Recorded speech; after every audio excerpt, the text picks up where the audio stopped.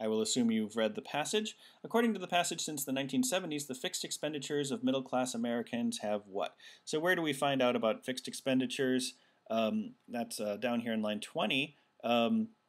So there's a 75% higher income, but it's the result of the wife working outside the home, which also necessitates fixed expenditures like daycare and a second car that would have been unnecessary to the same family a generation ago. So fixed expenditures since the 1970s have gone up because there are daycare and second car type issues.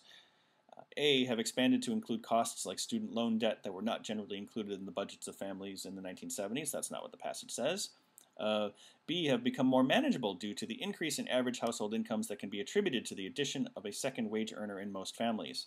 This one's kind of close, but it doesn't say anything about it being more manageable. It just says that, that there are these additional fixed expenditures.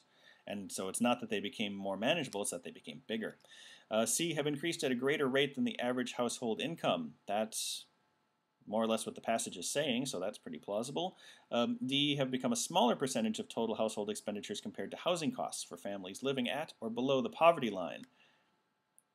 I don't know if you can be in the middle class and at or below. Oh, I see. Compared to that, no, the people below the poverty line are not a factor in this passage.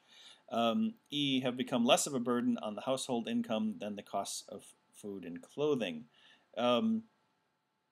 Food is mentioned as going down, but clothing isn't really mentioned, so we can't have E in here. Choice C is the only one that really is backed up by the passage.